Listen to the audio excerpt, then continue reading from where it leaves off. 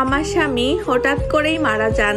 এরপর সবাই সিদ্ধান্ত নেয় ছোট দেবরের সাথে আমাকে বিয়ে দিবে, কিন্তু আমি কি করে তাকে স্বামী হিসাবে মানব? দেবরকে যে আমি সব সময় ভাইয়ের চোখে দেখেছি।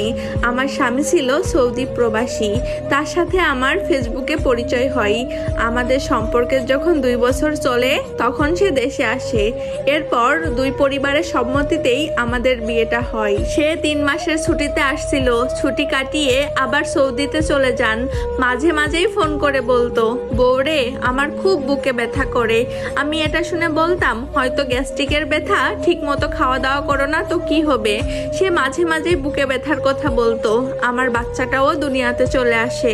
আল্লাহ খুশি হয়ে আমার কোল আলো করে একটা জান্নাত দেয়। সবকিছু ভালোভাবেই যাচ্ছিল, কিন্তু স্বামীর বুকে ব্যথাটা মাঝে মধ্যেই বাড়তো।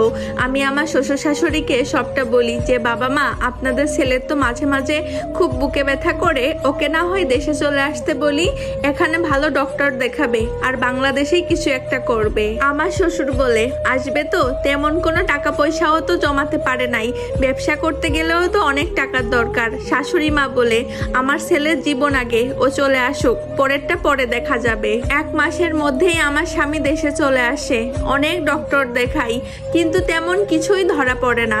সবাই ভাবতো গ্যাস্ট্রিকের জন্য বুকে ব্যথা করে। ভেবেছিলাম ঢাকাতে নিয়ে যাব, ওখানে ভালো কোনো ডক্টর দেখাবো, কিন্তু আমার ভাগ্যটা এতটাই খারাপ যে সে সময়টা পর্যন্ত পাইনি। আমার মেয়ের যেদিন 2 বছর বয়স পূর্ণ হলো, বাড়িতে ছোট একটা আয়োজন করা হয়। আমার বাবার বাড়ির সবাই আর শ্বশুর বাড়ির সবাই মিলে।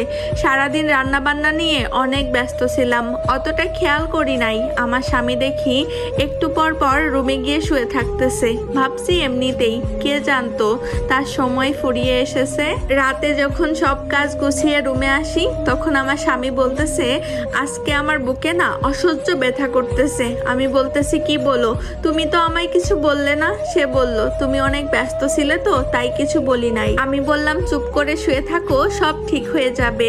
আমি আমার স্বামীর মাথায় হাত বুলাতে বুলাতে কখন যে ঘুমিয়ে পড়েছি বুঝতে পারি নাই।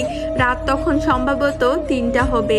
হঠাৎ আমার ঘুমটা ভেঙে যায়। দেখি আমার স্বামী কেমন জানি ছটফট করতেছে আর গা খুব ঘামতেছে। আমি চিৎকার করে কান্না করতেছি আর বলতেছি, তোমার কি হলো, এমন কেন করতেছো? আমার কান্না শুনে পাশের রুম থেকে শ্বশুর শাশুড়ি, বাবা মা সবাই চলে আসে। ডক্টরের কাছে যে নিয়ে যাব, আমাদের বাড়িটা শহর থেকে অনেকটা দূরে, এত রাতে গাড়িও পাই না। অনেক কষ্টে একটা গাড়ি ম্যানেজ হয়। আমার কোলের উপর স্বামীর মাথাটা ছিল। বারবার বল